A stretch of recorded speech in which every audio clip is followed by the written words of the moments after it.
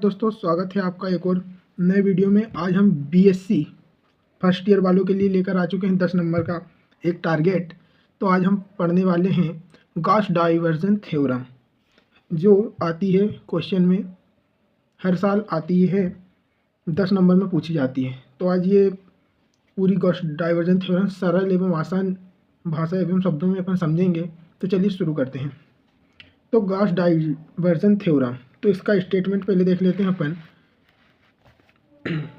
Gauss diversion theorem के द्वारा हम किसी वेक्टर फील्ड के डाइवर्जन का वॉल्यूम इंटरनल इसके सरफेस इंटरनल में बदल सकते हैं।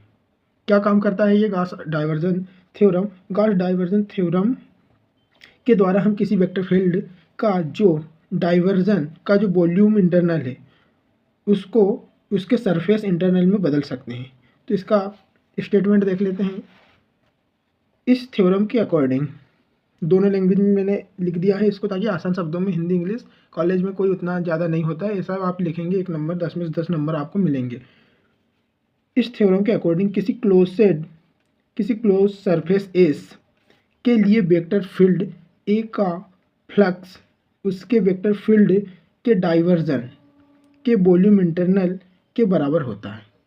किसी क्लोज सरफेस मतलब बंद वक्र या पृष्ठ एस के लिए वेक्टर फील्ड ए का जो फ्लक्स होता है उसके वेक्टर फील्ड के डाइवर्जन के वॉल्यूम इंटरनल के बराबर होता है।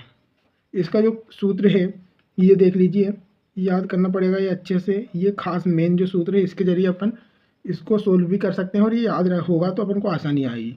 फिर इसको अपन प्रूव करते हैं। यहाँ पर देख लीजिए, प्रूव करते हैं। माना एक फाइनाइट वॉल्यूम भी किसी ए सरफेस से घिरा हुआ है।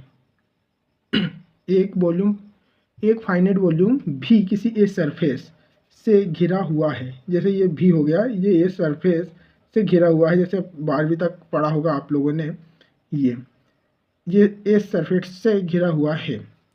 तो इसमें जो फ्लक्स होगा, टोटल फ्लक्स हो जाएगा फाई बराबर सरफेस एडीएस।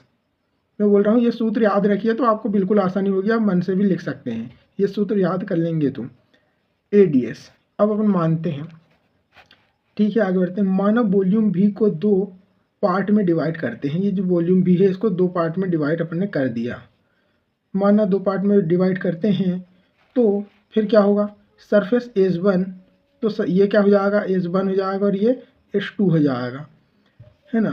तो सरफेस S1 के फ्लक्स, अब अपन इसको डिवाइड कर दिया, ये S के लिए था ये, तो अब S1 के लिए क्या हो जाएगा, यहाँ पे 1 लग जाएगा, यहाँ पे 1 लग जाएगा 2 में, यहाँ 2 लग जाएगा, यहाँ 2 लग जाएगा।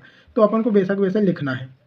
माना ठीक है, सरफेस S1 का फ्लक्स क्या है, यही कि S1 की जगह 1 लिखना, 2 की जगह 2 लिखना है। सरफेस S1 एडीएस S1, ठीक है। फिर सरफेस 2 के लिए फ्लक्स देखिए S2, surface S2 ADS S2, ठीक है।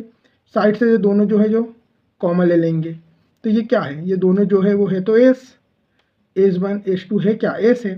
तो अपन ये लिख सकते हैं डायरेक्ट यहाँ पर कि फाई बराबर ये S1 S ADS equals to S1 ADS plus S2 ADS 2।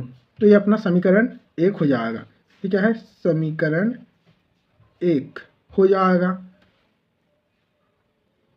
तो अब जो अपना समीकरण है वो किस फॉर्म में है, S इक्वल्स टू S1। तो अब यदि हम वॉल्यूम V को लार्ज नंबर ऑफ पार्ट्स में डिवाइड कर दें, जैसे कि V1 V2 dot dot dot V and तक चल जाएगा इन्फिनिटली, तो वैसे ही अपन उसमें करेंगे। तो in phi equals to surface S ADS equals to क्या हो जाएगा, surface S1 ADS plus surface S2 ADS surface S3 dot dot dot infinite n ले लिया अपन ने, इन्फिनाइट तक पहुंच जाएगा। तो अपन ने 12वीं तक पढ़ा है, वो सूत्र लग जाएगा यहाँ पर। Phi equals to sigma n i equals to 1 surface ADS S I, infinite आगे तक जाएगा आई, ठीक है। तो अब इसमें वॉल्यूम, जैसे अपन ने सूत्र याद किया, अपन को वॉल्यूम इंटरनल निकालना था, तो भी आई का मल्टीप्लाई एवं जो है गुणा एवं भाग साथ में कर देंगे। तो अब लिखेंगे फाई का तो अपन को मालूम, फाई बराबर होता है सरफेस एडीएस, तो यहाँ पर जाएगा सरफेस एडीएस इक्वल्स टू यह जाएगा N sigma I equals to 1 V I, multiply एवं डिवाइड दोनों कर देंगे इसको, फिर आ जाएगा surface S I A D S I. ठीक है, यहाँ पर अब एन जो लार्ज नंबर है वो तो इन्फिनाइट है, तो वी की वैल्यू भी अत्यधिक हो जाएगी, तो हो जाएगी इससे, और ये इन्फिनाइट है इसको इसलिए इसको हटा देंगे। ठीक है, यहाँ से अपन लिमिट लगा देंगे, limit V I tends to 0 surface S I A D S I अपन V I equals to divergence A vector A. फिर इसको अब डायरेक्ट अपन लिखेंगे, तो लिमिट हटेगी जब, तो डायरेक्ट क्या बचेगा, S surface S A D S और भी इधर हो जाएगा, तो इधर वॉल्यूम हो जाएगा डाइवर्जन का, तो वॉल्यूम डाइवर्जन ए डी और वी इधर आ जाएगा ए डी वी। तो यहीं पर ये जो अपना जो सूत्र है वो निकल के आ जाता है और यहीं पे अपना प्रूफ सफल हो जाता है। तो इसे काफ़ी दूर दूर एग्ज़ाम में आराम से इसको ही लिखना है, और अच्छे दूर दूर 3 से 4 पेज में लिखो तो आप 10 में से 10 नंबर बिल्कुल मिल जाएंगे दोस्तों आपको। आज की वीडियो में इतना ही। वीडियो पसंद आए तो ज़रूर लाइक सब्सक्राइब करना, शेयर करना। जब तक के लिए धन्यवाद।